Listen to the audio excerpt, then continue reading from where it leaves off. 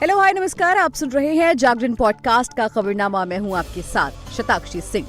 आज तारीख है 1 नवंबर की और दिन है बुधवार का। चलिए आपको बताते हैं आज दिन भर की तमाम बड़ी खबरें। बुलेटिन की शुरुआत करेंगे हेडलाइंस के साथ। महाराष्ट्र की सभी पार्टियां मराठा आरक्षण के पक्ष में।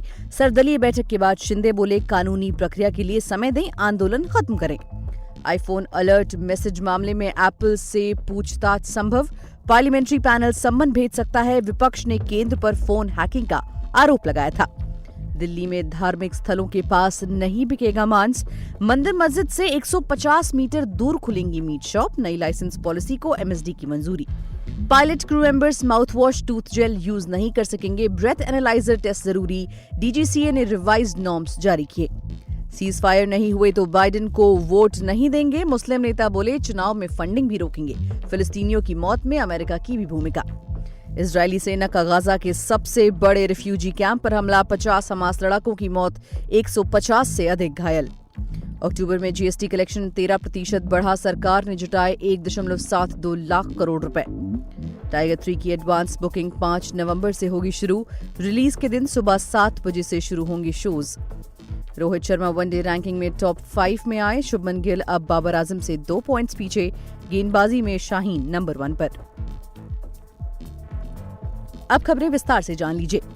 मराठा आरक्षण को लेकर महाराष्ट्र के मुख्यमंत्री एकनाथ शिंदे ने बुधवार सुबह 10:30 बजे सर्वदलीय बैठक की। इसमें शरद पवार समेत 32 पार्टियों के नेता शामिल हुए। करीब 3 घंटे की बैठक के बाद दोपहर 1:30 बजे शिंदे सह्याद्री भवन से बाहर आए और मीडिया से करीब 2 मिनट बात की। शिंदे ने कहा कि सर्वदलीय बैठक में सभी दलों के नेता इस बात पर सहमत हुए कि मराठा समुदाय को आरक्षण मिलना चाहिए। ये निर्णय लिया गया है कि आरक्षण कानून के दायरे में और अन्य समुदाय के साथ अन्याय किए बिना होना चाहिए। आरक्षण के लिए अनशन पर बैठे मनोज जारांगे से भी अपील है कि वो अनशन खत्म करे। हिंसा ठीक नहीं है। इधर आरक्षण की मांग को लेकर मंगलवार को एक महिला समेत 9 और लोगों ने आत्महत्या कर ली। 19 से 31 अक्टूबर तक यानी 13 दिनों में 25 लोग आत्महत्या कर चुके हैं। ये संख्या 1990 के मंडल आंदोलन के दौरान की गई आत्महत्याओं के आंकड़े के बाद सबसे ज्यादा है। इस साल सितंबर में शुरू हुआ आंदोलन 10 जिलों में हिंसक हो गया। अगली खबर की तरफ बढ़ते हैं। देखिए, टीएमसी सांसद महुआ मोइत्रा समेत विपक्ष के 8 से ज्यादा नेताओं ने 31 अक्टूबर को केंद्र सरकार पर फोन हैकिंग का आरोप लगाया है। मामले में आईटी मंत्रालय की पार्लियामेंट्री स्टैंडिंग कमेटी एप्पल को समन भेजकर पूछताछ के लिए बुला सकती है। न्यूज एजेंसी एएनआई ने कमेटी के सूत्रों के हवाले से बताया कि फोन हैकिंग का मामला पार्लियामेंट्री कमेटी की मीटिंग में उठाया जाएगा। साथ ही विपक्ष के सांसदों से भी मामले को लेकर पूछताछ की जा सकती है। 31 अक्टूबर को महुआ मोइत्रा के अलावा कांग्रेस सांसद शशि थरूर, पवन खेड़ा, आप सांसद राघव चड्ढा ने सोशल मीडिया पर आईफोन का अलर्ट मैसेज पोस्ट कर लिखा, सरकार उनके फोन और ईमेल को हैक करवाने की कोशिश कर रही है। कुछ घंटे बाद राहुल गांधी भी कांग्रेस कार्यालय पहुंचे और कहा कि एप्पल की ओर से जो अलर्ट आया है वो मेरे ऑफिस में सभी को मिला है। भाजपा की सरकार और उसका फाइनेंशियल सिस्टम इस मामले से सीधा जुड़ा हुआ है। वहीं दिल्ली में धार्मिक स्थलों के आसपास मांस बेचने पर प्रतिबंध लग गया है। मंदिर, मस्जिद, गुरुद्वारा और शमशान घाटों के 150 मीटर के दायरे में मीट की दुकानें नहीं खुलेंगी। दिल्ली नगर निगम के सदन ने मंगलवार को 54 प्रस्तावों को मंजूरी दी, जिसमें मीट शॉप लाइसेंस पॉलिसी भी शामिल है। नई पॉलिसी के तहत किसी भी धार्मिक स्थल या मांस की दुकान के बीच न्यूनतम 150 मीटर की दूरी होगी। मस्जिद समिति या इमाम से नो ऑब्जेक्शन सर्टिफिकेट लेकर मस्जिद के पास मांस की बिक्री की जा सकेगी। हालांकि मस्जिद के 150 मीटर के दायरे में पोर्क बेचने पर सख्त पाबंदी लगाई गई है। वेटनरी सर्विसेज डिपार्टमेंट की तरफ से नोटिफिकेशन जारी होने के बाद नई मीट शॉप लाइसेंस पॉलिसी लागू हो जाएगी। एमएसडी ने कहा कि लोगों की धार्मिक भावनाओं को ध्यान में रखते हुए ये फैसला लिया गया है। वहीं डायरेक्टर जनरल सिविल एविएशन ने कहा कि प्लेन के पायलट और crew members mouth wash, tooth gel या ऐसी वस्तुओं का उपयोग नहीं कर सकते हैं जिसमें अल्कोहल हो। डीजीसीए के रिवाइज्ड नॉर्म्स के अनुसार पायलट और क्रू मेंबर्स के लिए ब्रेथ एनालाइजर टेस्ट भी जरूरी किया गया है।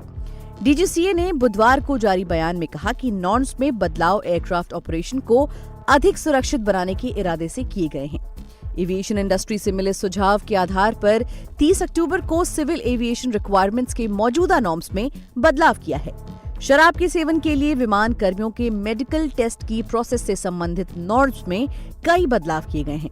डिवाइस नॉर्म्स में कहा गया है कि कोई भी क्रू मेंबर ऐसी दवा या फॉर्मुलेशन नहीं लेगा या ऐसी किसी प्रोडक्ट का यूज नहीं करेगा जिसमें अल्कोहल हो।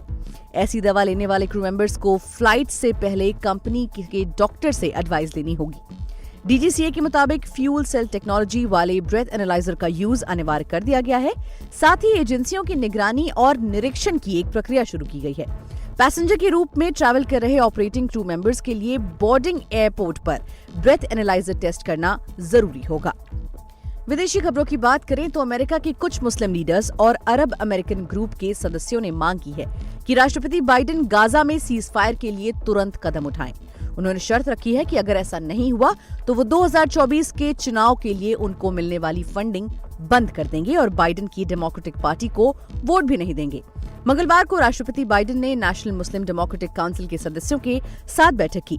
इनमें वो डेमोक्रेटिक नेता भी शामिल थे जो मिशिगन, ओहायो, पेंसिल्वेनिया जैसी अहम स्टेट से आते हैं। अमेरिका के चुनाव के वक्त इन राज्यों में सबसे ज्यादा कांटे की टक्कर होती है। मुस्लिम लीडर्स ने मंगलवार को एक open letter 2023 cease fire ultimatum में वादा किया है कि जो भी उम्मीदवार फिलिस्तीनियों के खिलाफ जाकर इजरायली हमले का समर्थन करेगा उसे कोई भी मुस्लिम, अरब या उनके सहयोगी मतदाता वोट नहीं देंगे। काउंसिल ने कहा कि अमेरिकी प्रशासन इजराइल को बेशर्त सपोर्ट दे रहा है। वहीं इजराइल और हमास के बीच 7 अक्टूबर से जंग जारी है। युद्ध के 26वें दिन यानी इजरायली सेना ने मंगलवार को गाजा में सबसे बड़े जबालिया रिफ्यूजी कैंप पर हमला कर दिया, जिसमें हमास के एक सीनियर कमांडर इब्राहिम बियारी सहित 50 लड़ाकों को मार गिराया। गाजा के स्वास्थ्य मंत्रालय के मुताबिक जबालिया रिफ्यूजी कैंप करीब 1.4 स्क्वायर किलोमीटर के इलाके में फैला है। इजरायली सेना के हमले में करीब 50 लोगों की मौत हो गई, जबकि 150 से अधिक लोग गंभीर रूप से घायल हैं। इजराइल ने बुधवार को कहा कि 7 अक्टूबर को हमास के हमले का हमने बदला लिया है। इजरायली सेना ने गाजा पर कई हफ्तों तक हवाई बमबारी की, जिसमें हमारे अब तक 9 सैनिक मारे गए हैं। वहीं वित्त मंत्रालय हर महीने मासिक जीएसटी संग्रह के आंकड़े जारी करता है। इस आंकड़े से पता चलता है कि हर महीने कितना जीएसटी संग्रह हो पाता है। दरअसल सरकार ने टैक्स चोरी को रोकने के लिए जीएसटी शुरू की थी। अब लोगों को जीएसटी का भुगतान करने के लिए सरकार कई अभियान भी चला रही है। वित्त मंत्रालय द्वारा जारी आंकड़ों के अनुसार अक्टूबर में जीएसटी संग्रह 1.72 लाख करोड़ रुपए रहा। ये अब तक का दूसरा सबसे बड़ा आंकड़ा है। ये संग्रह पिछले साल अक्टूबर 2022 में कलेक्ट किए गए 1.52 लाख करोड़ रुपए से 13% ज्यादा है। वित्त मंत्रालय ने एक बयान में कहा कि अक्टूबर 2023 के लिए जीएसटी राजस्व संग्रह अप्रैल 2023 के बाद दूसरा सबसे बड़ा 1.72 लाख करोड़ रुपए है। ये साल दर साल 13% तक की वृद्धि को दिखाता है। जीएसटी से अब तक का सबसे अधिक राजस्व 1.87 लाख करोड़ रुपए अप्रैल 2023 में दर्ज किया गया था। वित्त वर्ष 2023-24 में औसत सकल मासिक जीएसटी संग्रह अब 1.66 लाख करोड़ रुपए है, जो एक साल पहले की अवधि की तुलना में 11% अधिक है। मनोरंजन जगत की बात करें तो सलमान खान की मोस्ट अवेटेड फिल्म टाइगर 3 12 नवंबर को रिलीज होगी। फिल्म को लेकर एक बड़ी अपडेट सामने आई है। फिल्म की एडवांस बुकिंग 5 नवंबर से शुरू हो जाएगी। इसके अलावा 12 नवंबर को सुबह 7 बजे से शो चालू हो जाएंगे। यशराज फिल्म्स ने ये फैसला स्पॉइलर से बचने के लिए किया है। जाहिर है कि सलमान खान के लिए ये बहुत बड़ी फिल्म होने जा रही है। उनकी पिछली कुछ फिल्में उम्मीद के मुताबिक प्रदर्शन नहीं कर पाई हैं। अमूमन देखा जाता है कि सलमान खान अपनी फिल्मों को फेस्टिवल के मौकों पर रिलीज करते हैं। एक था टाइगर ईद 2012 के मौके पर रिलीज हुई थी। वहीं टाइगर जिंदा है क्रिसमस 2017 पर रिलीज हुई थी। अब इस फ्रेंचाइजी की तीसरी फिल्म टाइगर 3 दिवाली के मौके पर रिलीज हो रही है। चूंकि फिल्म को लेकर बज़ काफी ज्यादा है, इसलिए मेकर्स ने फिल्म की एडवांस बुकिंग रिलीज के एक हफ्ते पहले यानी 5 नवंबर से शुरू करने का फैसला किया है। खेल जगत की बात करें तो टीम इंडिया के बैटर रोहित शर्मा आईसीसी की ताजा रैंकिंग में टॉप 5 में पहुंच गए हैं। वहीं पाकिस्तान के बल्लेबाज बाबर आजम टॉप पर बरकरार हैं और उनके और शुभमन गिल के बीच अब केवल 2 पॉइंट्स का ही फासला रह गया है, जबकि विराट कोहली 7वें स्थान पर खिसक गए हैं। गेंदबाजों की बात करें तो पाकिस्तानी गेंदबाज शाहीन शाह अफरीदी लंबी छलांग लगाते हुए 10 से सीधा टॉप पर पहुंच गए हैं। आईसीसी ने बुधवार को नई रैंकिंग जारी की है। रोहित शर्मा को 29 अक्टूबर को डिफेंडिंग वर्ल्ड चैंपियन इंग्लैंड के खिलाफ बनाए 87 रन की पारी का फायदा मिला है। रोहित पिछले हफ्ते 6ठे स्थान से खिसककर 8वें स्थान पर पहुंच गए थे। अब ताजा रैंकिंग में भारतीय ओपनर रोहित शर्मा 743 अंकों के साथ 5वें स्थान पर हैं। उन्हें 3 स्थान का फायदा हुआ है। तो दोस्तों, आज के लिए फिलहाल इतना ही। देश और दुनिया की तमाम खबरों को जानने के लिए जुड़े रहिए हमारे साथ और सुनते रहिए जागरण खबरनामा।